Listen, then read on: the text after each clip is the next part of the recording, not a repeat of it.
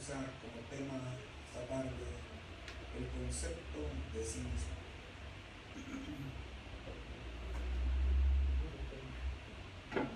Esto tiene que ver con la autoestima. No es mi objetivo venir a dar una charla de psicología, pero se van a tocar en otros aspectos. Pero la Biblia dice en Romanos capítulo 12 y verso 3. Romanos capítulo 12 y verso 3.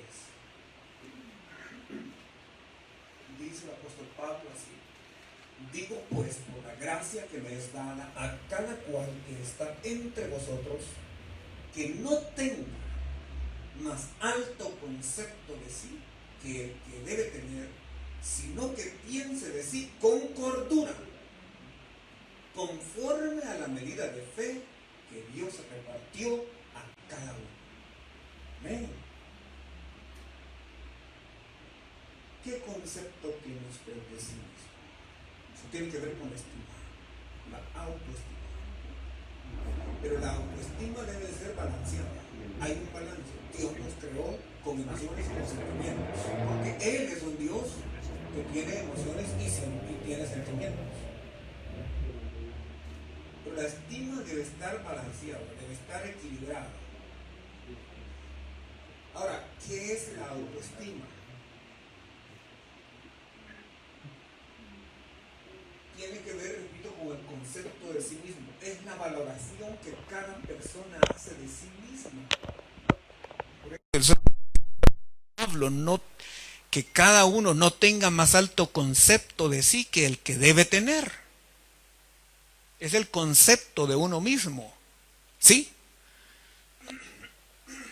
Entonces, es la valoración, repito, que cada persona hace de sí misma y que puede variar, por supuesto, a lo largo del desarrollo de la vida. A lo largo de la vida, hermanos, puede variar con un extremo muy por el suelo, muy negativo, o con un extremo muy alto, un ego muy elevado.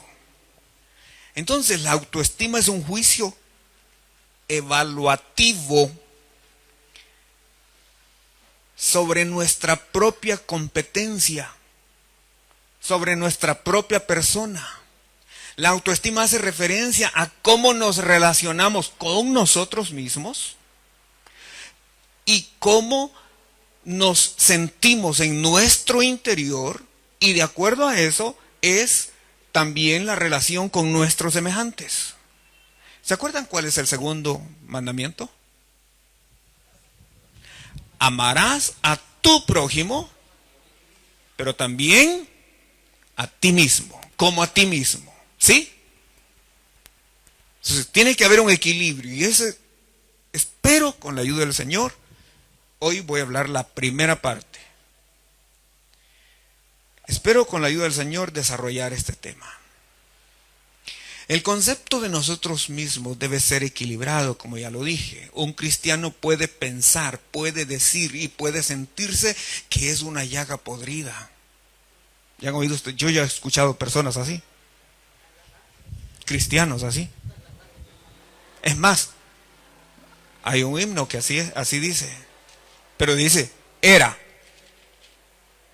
¿Verdad? Era. Ese himno dice así: una llaga podrida era mi vida. Era, tiempo pasado. Amén. Pero seguir, y yo he llegado a algunos lugares donde he escuchado hermanos que dicen: hermano, uno dice, yo pues me siento, soy como una bestia, patas arriba. Eso no es correcto. Me siento como una llaga podrida. Tampoco es correcto. Y pareciera que eso es humildad. ¿Qué humilde? Dice. No, eso no es humildad. Algunos dicen, me siento como un trapo sucio, como un trapo inservible, porque realmente no sirvo para nada. No, un momento. Eso éramos. Es cierto. Amén. Pero eso es deshonrar a Dios, que nos está restaurando, hermanos. Que nos ha limpiado, nos ha lavado, nos ha perdonado. Y que nos está formando a su imagen y a su semejanza. Eso es deshonrar a Dios. Entonces, eso es un concepto equivocado de las personas. Y le repito, yo he escuchado personas, cristianos, que hablan y se expresan de esa forma. Pero también otra persona puede sentirse un arrogante, un orgulloso, pensando, declarando y actuando como un grande, como un poderoso. Y dice, soy un príncipe, soy un rey. Y los príncipes caminan con orgullo. Y el problema es que las personas creen que por ese pensamiento positivo, humanista, hasta cierto punto, porque eso es cierto. Yo no estoy reduciendo la palabra ni el poder de la palabra, porque la Biblia dice, hermanos, ciertamente que Él nos saca del polvo, nos levanta del polvo y del muladar y nos sienta con los príncipes de su pueblo. Eso es una realidad. Pero sentirse que esa sensación de mi ego inflado me hace sentir o ver a los demás como alguien insignificante, no es correcto, es desequilibrado también, amén. Entonces, un cristiano puede sentirse así, como, digamos, y ese es un acto de soberbia, es un ego elevado. Y Satanás estaría feliz diciendo que tiene todos los derechos y que reclame esos derechos que tiene. Reclámelos. El poder, la fama, y de nuestra personalidad que no nos gusta, que no nos satisface. Por eso digo, nosotros mismos. La Biblia dice, en Mateo capítulo 6, versículo 27 al 30, el Señor así lo estableció. Dice, ¿y quién de vosotros podrá, por mucho que se afane,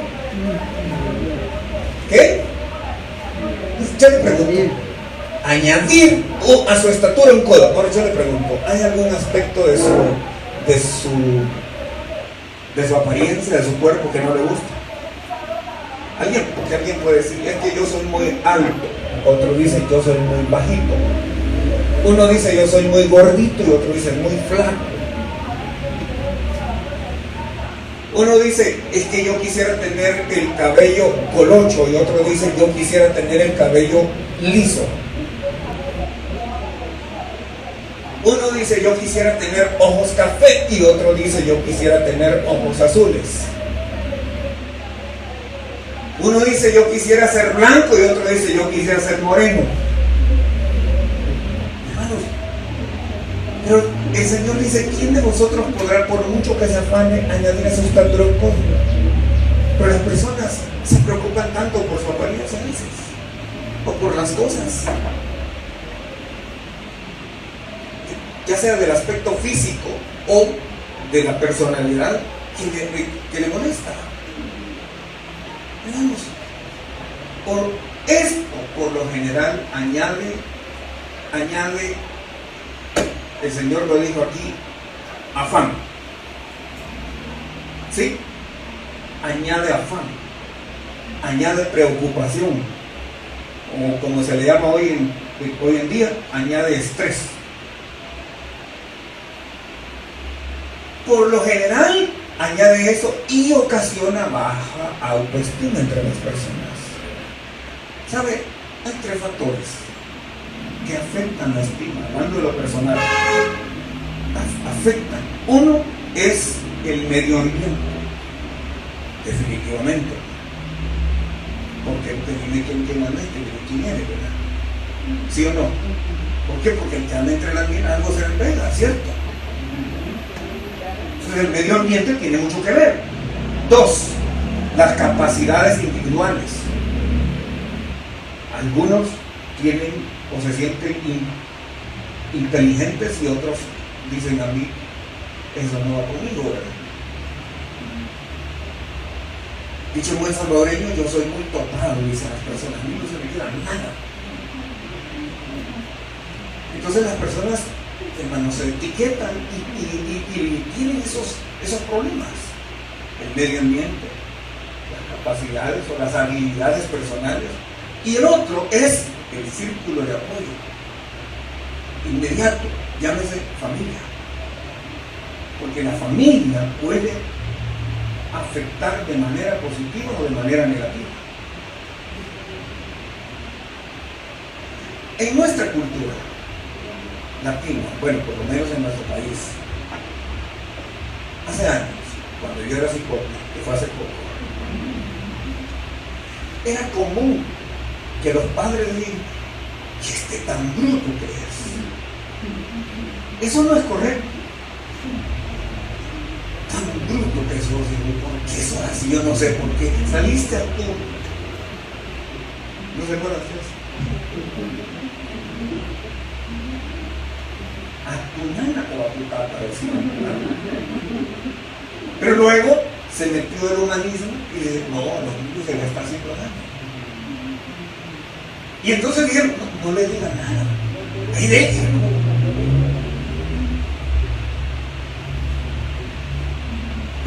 Mire, ni uno ni el otro es correcto. Entonces hoy tenemos una sociedad, una generación, hermanos, que ha perdido valores y que irrespeta las autoridades.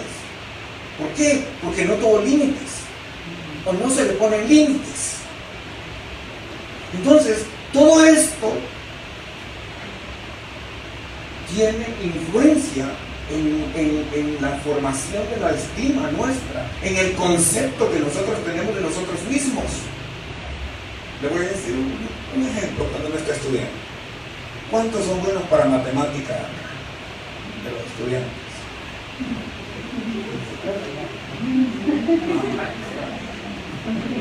¿Verdad?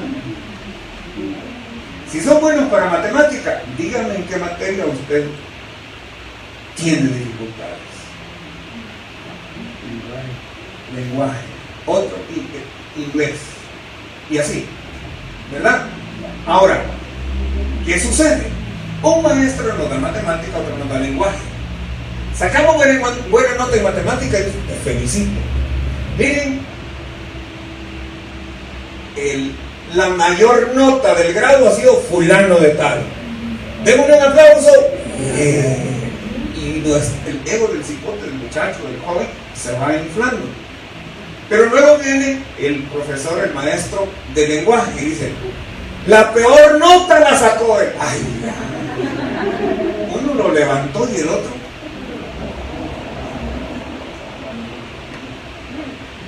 Entonces lo llama y dice, mira, ¿qué nota sacaste? ¿Qué te pasa? Aprende a fulano. Fíjate que tu hermano sacó. Y lo va comparando y va afectando. Y el muchacho dice, sí, definitivamente, yo no sirvo para eso. Y más cuando los compañeros dije, se dan cuenta de la nota. ¿Y cuánto sacaste? Yo creo que le dije a alguien el otro día, le dije, en una ocasión saqué 2 en ciencias. Y todos lo salimos mal, hermanos, en esa ocasión. Y entonces, típico, ¿verdad? La nota ahí, agarrarla y romper.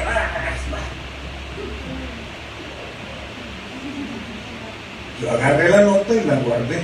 Y me fui a averiguar o a ver dónde estuvo mi error. Porque si no, no voy a corregirme. Si no, no voy a superar eso. Entonces, hermanos, todas estas cosas afectan. Y entonces vienen y se crea un sentimiento interior negativo. No tengo capacidad para eso. Y la persona que fue avergonzada, por ejemplo, después va teniendo esa sensación del qué dirán, ese miedo al qué dirán, ese miedo a fracasar. Y cuando vienen los exámenes, y ya sé cuánto me voy a sacar. Pero por el otro lado, cuando sale bien en una materia, por el otro lado también dice, esto es pan comido. Y se confía. Y más cuando los compañeros le dan,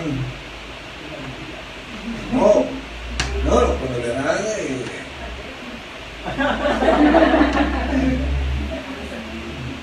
De hecho, también en buen salvadoreño cuando le dan carreta, ¿verdad? No, estuvimos con fulano, con fulana. Sí sabe, enseñaros por favor. Entonces, todos estos son aspectos que van afectando de manera directa o indirecta, hermanos, la personalidad, van afectando nuestra forma de ser. Ay, mis amados, ¿saben una cosa? Dios trata con nuestra baja estima. Cuando nos volvemos a Él en momentos de angustia, en momentos de desesperación, Él viene y nos saca del pozo de la desesperación. ¿No es cierto? ¿Qué dice el Salmo 103? Porque así es como aprendemos a luchar con nuestra estima, con nuestro concepto bajo. Ese concepto bajo, ni uno ni otro es correcto. Tiene que haber un equilibrio. Entonces, pero déjenme decirle algo. Cuando Dios comienza a trabajar con nuestra estima, con el concepto nuestro, para hacernos tener confianza no en nuestras habilidades, sino confianza en Él, entonces vamos aprendiendo. Mire, recién comenzaba mi caminar en el Evangelio y estaba pasando un momento muy difícil. Recuerdo que tenía que tomar una decisión. Hablé con ancianos de la iglesia donde yo me congregaba y ellos me dieron un consejo, pero aún así yo sentía que no sentía paz en lo que tenía que hacer. Por supuesto, tenía muchas inseguridades. Yo estaba comenzando mi caminar cristiano y yo no quería ofender a Dios. En mi primer amor yo quería hacer lo que era correcto, quería hacer su voluntad, y siempre mi deseo. Pero allí, sin conocer mucho de la palabra, yo recuerdo que me vi esa encrucijada y tenía que tomar una decisión. Y entonces, vea cómo Dios obra. Entonces llegó un momento en que Dios me habló y me dijo: son promesas personales en momentos difíciles de mi vida que me fueron marcando y me fueron ayudando a superar y a poner mi confianza, ya no en mis habilidades, no en lo que yo tengo, en lo que yo soy, sino en las promesas de Dios. Entonces, en ese momento de angustia, vino la respuesta del Señor en el Salmo 27:10.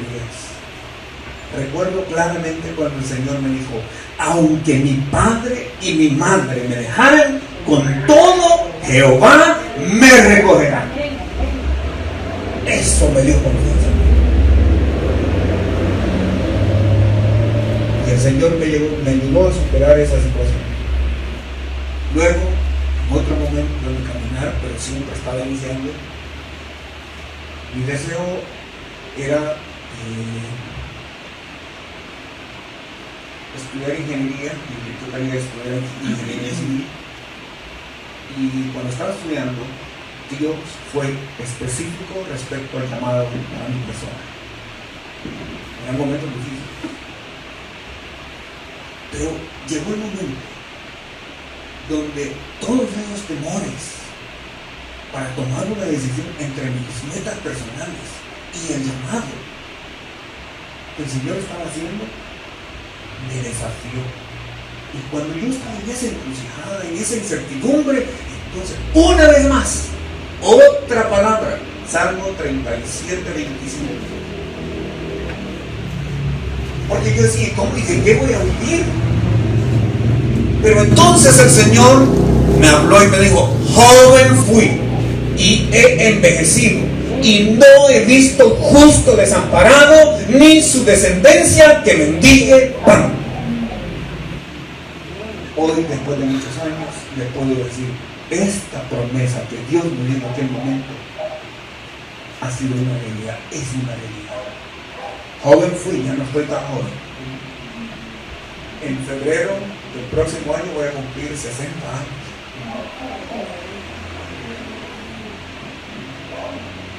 Y a veces las fuerzas bajan, Pero de repente viene el Señor una vez más y me siento como Caleb. Amén. Ahora estoy más fuerte que cuando me diste esa promesa, Señor. Sí. Joven fui y he envejecido, y no he visto a su simiente que mendigue pan. Hemos pasado diferentes pruebas, diferentes situaciones, pero Dios ha sido bueno y ha sido fiel. Él no nos ha fallado. Claro, yo tuve que tomar una decisión. Dejé mis estudios y decidí servirle al Señor. Yo tenía 22 años, perdón, 21 años cuando comencé a servirle al Señor en el ministerio. Tuve que retomar después mis estudios 1999, 98. Tuve que retomar los estudios. Pero hermanos, Dios ha ido tratando y Dios eso hace. Yo no sé cuál es su condición o cuál es su situación, pero todos tenemos esas luchas y esas batallas y esos momentos de incertidumbre.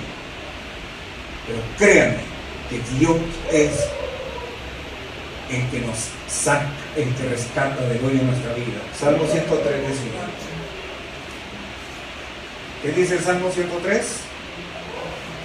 Bendice, alma mía, a Jehová.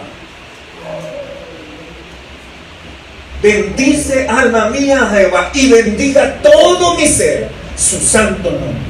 Bendice, alma mía, a Jehová, y no olvides ninguno de sus beneficios. Él es quien perdona todas tus iniquidades, el que sana todas tus dolencias, el que rescata del hoyo tu vida, el que te corona de favores y misericordias. Amén. El que sacia de bien tu boca, de modo que te rejuvenezcas como el águila. Dígame si es Dios tratando o no con nuestra estructura, con nuestro concepto. Y esto no nos hace soberbios. Pero hay momentos, hermanos, y lo vamos a ver más adelante. Hay momentos donde Dios viene y Él nos da ese sentido de pertenencia, ese sentido de identidad con Él, ese sentido de que no estamos solos. Él es nuestro Padre. Amén. Sí. Gloria al Señor. Gloria a Dios.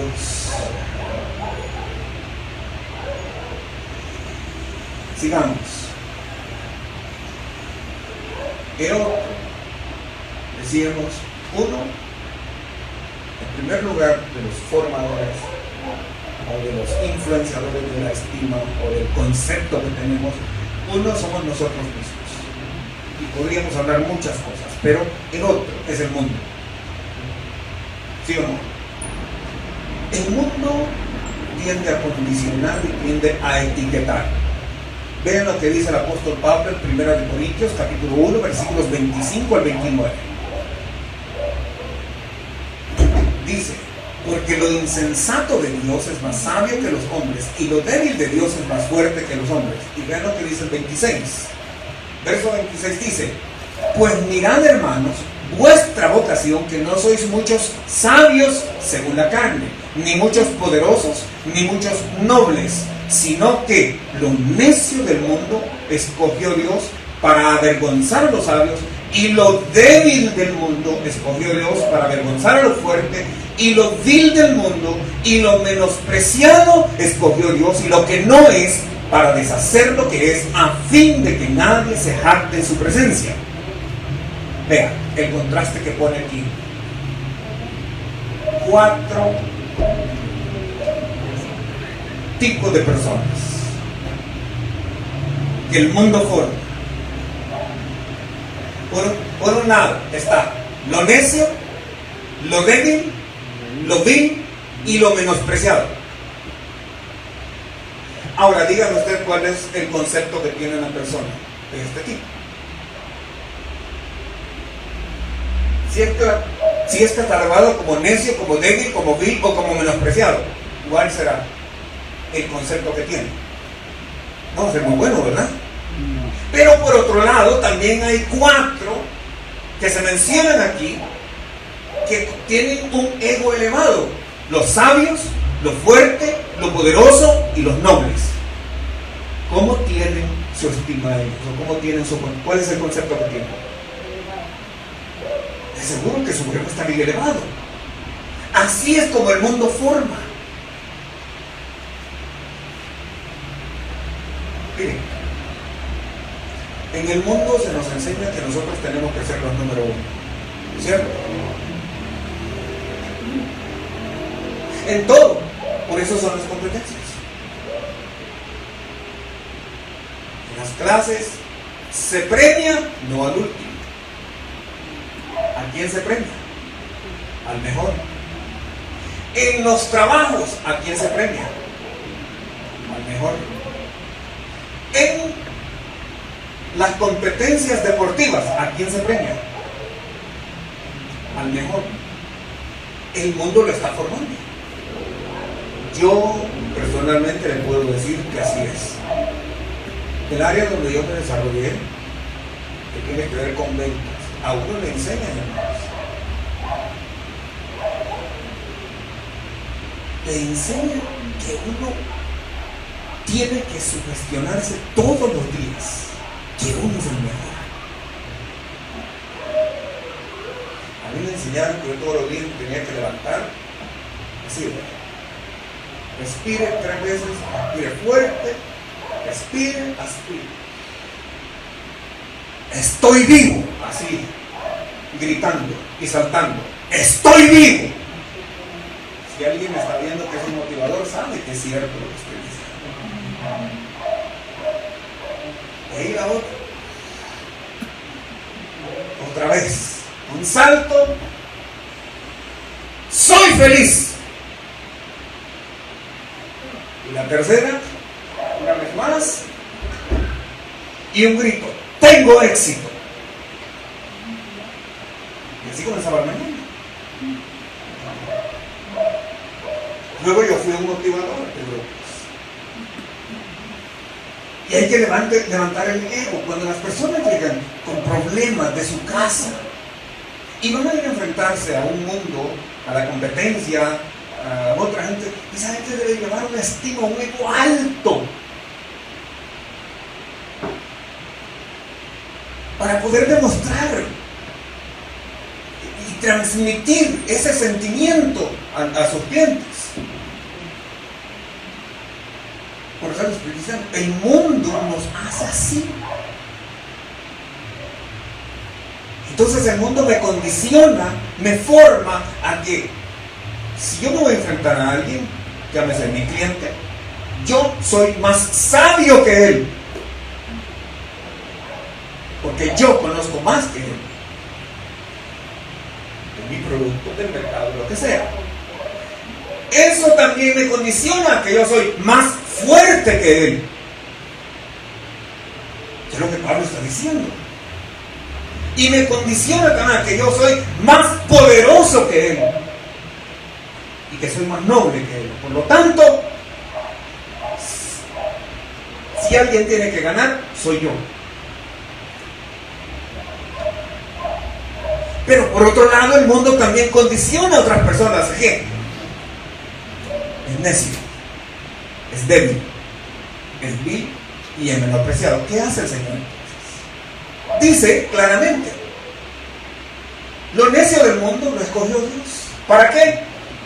Para avergonzar a los sabios. Lo débil del mundo lo escogió Dios. ¿Para qué? Para avergonzar a los fuertes. Y lo vil del mundo y lo menospreciado escogió Dios. ¿Para qué? Para deshacer lo que es. Hermanos, esta es la forma. Ahora, Pablo dice en el versículo 29: a fin de que nadie se jacte en su presencia. Y esto me lleva a un aspecto más, y es que las personas buscan la aceptación humana.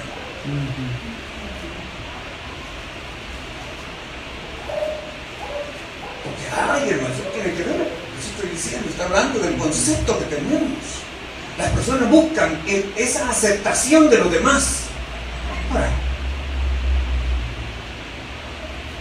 vea, por ejemplo, ¿cuál es el concepto que Saúl tenía de sí mismo? Fíjense que en el primer libro de Samuel, capítulo 15 y versículo 30, después de que ha pecado, cuando fue enviado a destruir a Amalek y todo lo que tenía Amalek, lo que era, y él regresa con las vacas o las ovejas más gordas y con el rey también, con Amalek, y cuando los trae cautivos, y Samuel lo reprende y dice: ¿qué has hecho? Y le da una sentencia de que el Señor lo desecha en ese momento. Pues sabe, no le preocupa tanto el concepto que tiene delante de Dios, sino la aceptación de los hombres. Vean lo que dice ahí, 1 Samuel 15:30. Y le dijo: yo he pecado, lo reconoce, pero te ruego que me honres delante de los ancianos de mi pueblo y delante de Israel, y vuelvas conmigo para que adore a Jehová tu Dios. ¿Qué es lo que le interesaba? La aceptación humana. No era que se estaba humillando delante de Dios y había pecado, que era lo que correspondía hacer, sino que está pidiendo: hónrame. Saúl buscó la aceptación. Este es el problema, mis amados hermanos, también de los fariseos. Dice en Mateo capítulo 23 y versículo 5: antes hacen todas sus obras. Jesús está diciendo de los fariseos esto: antes hacen todas sus obras para ser vistos por los hombres. ¿Qué les parece? La aceptación humana. En Juan capítulo 5, versículo 44, vuelve a decir esto. Jesús vuelve a decir esto: ¿cómo podéis vosotros creer, pues recibís gloria los unos de los otros, y no buscáis la gloria que viene del Dios único? Porque el mundo nos condiciona, ¿saben? Nosotros estamos en el mundo, aunque ya no somos del mundo. Y el mundo va a tratar de condicionarnos también. Pero debemos de entender y de buscar, como ya lo expresé cuando hablé del concepto, cómo Dios construye el concepto equilibrado de uno mismo, dándole las promesas y dándole confianza. Pues el mundo también lo va a tratar de hacer y va a tratar de que busquemos ese reconocimiento de los hombres. ¿Saben? Nicodemo y José de Arimatea tenían ese problema, ¿no les parece?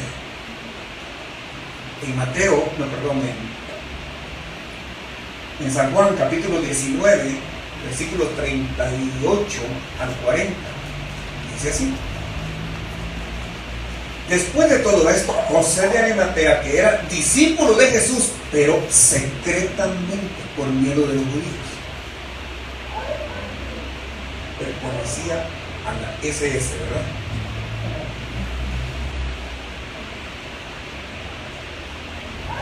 Ministerio SS. Dice, rogó a Pilato que le permitiese llevarse el cuerpo de Jesús, y Pilato se lo concedió. Entonces vino y se llevó el cuerpo de Jesús. También Nicodemo. Y el mismo problema. También Nicodemo. Dice, el que antes había visitado a Jesús de noche, vino trayendo un compuesto de mirra y aloes, como 100 libras. Cuando el Señor estaba muerto.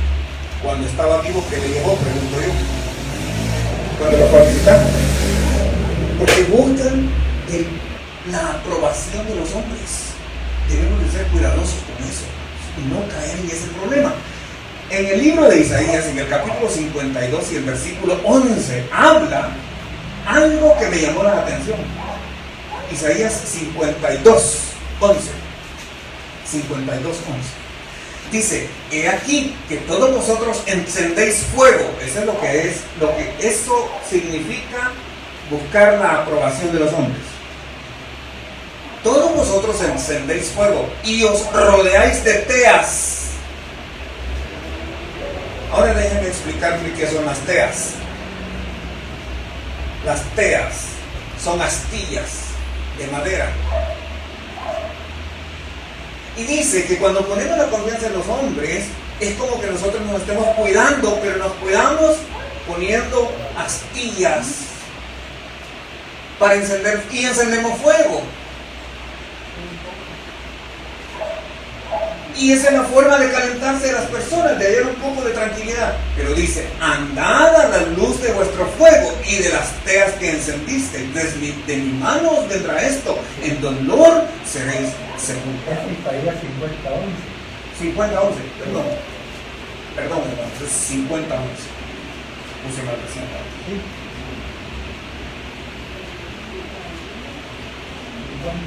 50:11. 50:11. Todos vosotros encendéis fuego. Ahora, así es cuando ponemos la confianza en las personas, cuando buscamos la aprobación de las personas. ¿Y por qué? Porque esas personas nos van a aprobar siempre y cuando nosotros también tengamos algo que darle. Por ejemplo, si tenemos dinero, si tenemos habilidades, si tenemos un nombre, si tenemos una posición social, posición económica, una posición intelectual. Son teas, son astillas que rápido van a agarrar fuego.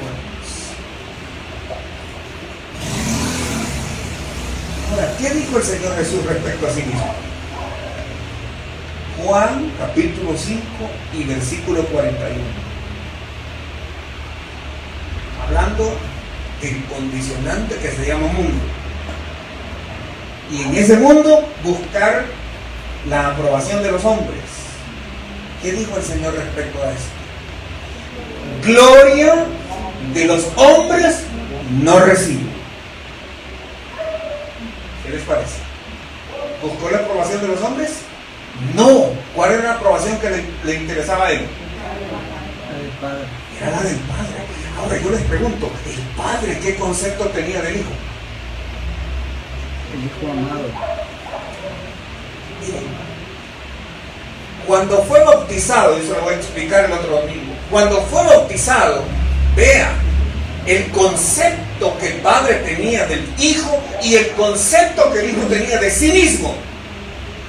He aquí mi Hijo amado, en el cual tengo complacencia. Ese es el concepto que debemos de buscar. En el monte de la transfiguración, ¿qué dijo el Padre? He aquí mi Hijo amado, a Él oíd. A él lo obedecer.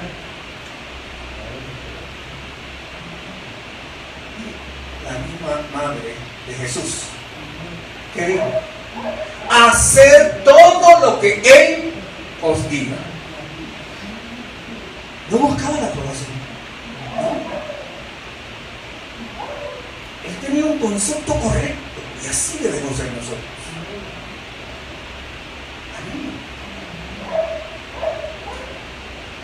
Pero para cerrar esta parte del mundo, quiero concluir esta partecita y luego verán de Satanás, que es el tercer condicionante. Ya estoy casi finalizando. El otro domingo voy a seguir. Pero para cerrar esta parte, primera de Juan, capítulo 2 y versículo 15. ¿Qué dice respecto al mundo?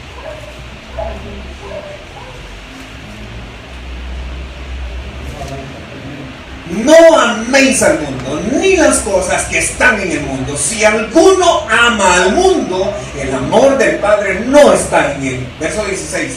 Porque todo lo que hay en el mundo, los deseos de la carne, los deseos de los ojos y la vanagloria de la vida, no proviene del Padre, sino del mundo. Y el mundo vaya. Y el mundo pasa en sus deseos, pero el que hace la voluntad de Dios permanece para siempre. Amén. Ahora, déjenme concluir con esta parte. Primer condicionante, dijimos, los nosotros mismos. Segundo, mundo. Tercero, Satanás. Pregunto, ¿condiciona Satanás? Y sabe que lo hace de manera sutil. Dios creó a su imagen al hombre, ¿sí?, conforme a su semejanza, lo bendijo, le dio la capacidad de fructificar, de multiplicar, así dice Génesis 1, 27 y 28, y los bendijo Dios, y les dijo: fructificad y multiplicaos, llenad la tierra y sojuzgadla, y señoread en los peces del mar, en las aves de los cielos, y en todas las bestias que se mueven sobre la tierra. Así lo creó Dios al hombre. Díganme ustedes, hermano, ¿qué concepto tenía Adán de sí mismo? ¿Con quién se comparaba? Déjeme decirle que él se comparaba con Dios, porque tenía la imagen. Y lo dejó bien claro cuando el Señor le dice que pusiera nombre a todos los animales. Pero allí no halló compañera para él. ¿Por qué? Porque el concepto no era con respecto a los animales, sino era con respecto a Dios. Dios que lo había creado. Ese era el concepto. Pero como Satanás vino, ¿a qué? Hurtar, matar y destruir. ¿Qué cree que hizo? Precisamente eso. Lo engañó a través de Eva. Segundo de Corintios capítulo 3 y capítulo 11 y versículo 3 así lo dice. Segundo de Corintios 11:3 dice: pero temo que como la serpiente con su astucia engañó a Eva, vuestros sentidos sean de alguna manera extraviados de la sincera fidelidad. ¿Qué hizo la serpiente? Extravió los sentidos. Y cuando extravió los sentidos, ¿cuál fue el resultado?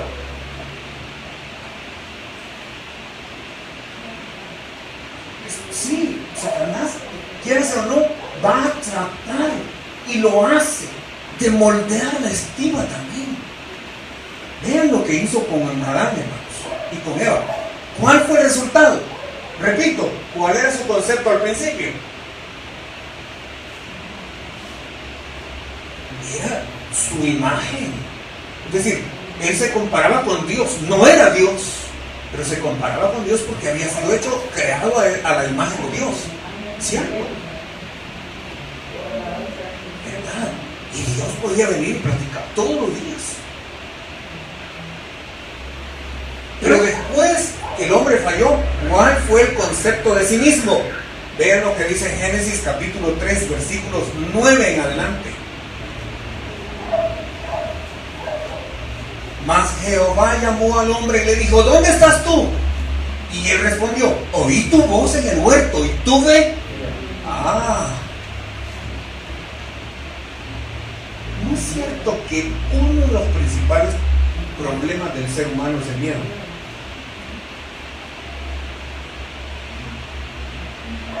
Tuve miedo. Eso es lo que le estás diciendo. Porque estaba desnudo. ¿Y qué hizo? Me escondí. Y Dios le dijo: ¿quién te enseñó que estabas desnudo? ¿Has comido del árbol que yo te mandé que comieses? El hombre respondió: la mujer que me diste por compañera me dio del árbol y yo comí. Entonces Jehová Dios dijo a la mujer: ¿qué es lo que has hecho? Y dijo la mujer: la serpiente me engañó y comí. ¿Cuál fue el resultado? Culpabilidad, acusación, miedo, desconfianza. Y no es eso lo que afecta al ser humano todavía. Sí, amén. Y no es eso la estima, la baja estima. Esa es la realidad, hermano. Por eso las personas tienen tantos problemas y mire, es como llevar un peso grande sobre sus hombros. Se lo dice, yo sé que todos hemos pasado por esto hasta que el Señor vino y nos liberó. Y en algunos todavía están en ese proceso de liberación. Pero esa es la realidad. Entonces, vean, Satanás vino a hurtar, a matar y destruir. Eso hizo con el primer Adán. 4.000 años después lo hace con el segundo Adán. ¿Sí o no? ¿Quién es el segundo Adán? Cristo. ¿Qué hizo con Jesús? Si Él es hijo de Dios, ¿sí o no? Eso está en Mateo capítulo 4, versículos 2 al 4. Y después de haber ayunado 40 días y 40 noches, hablando de Jesús, tuvo hambre. Y vino a Él, el tentador, y le dijo, si eres hijo de Dios. ¿Cuál era el concepto que tenía Jesús de sí mismo?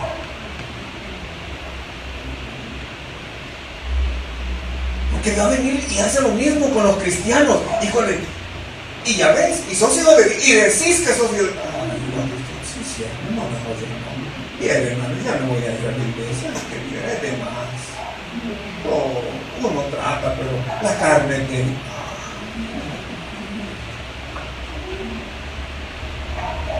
Si eres hijo de Dios, di que estas piedras se conviertan en pan.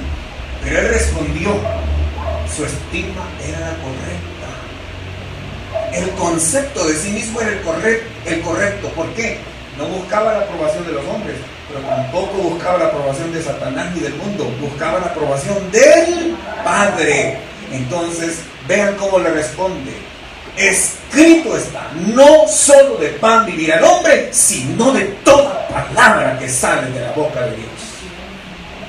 Amados, Dios nos toma, nos transforma, limpiándonos, perdonándonos, transformándonos, restaurándonos para hacernos vasos de honra, que podamos portar su gloria, que podamos portar su presencia delante del mundo, delante de los principados y delante de la corte celestial.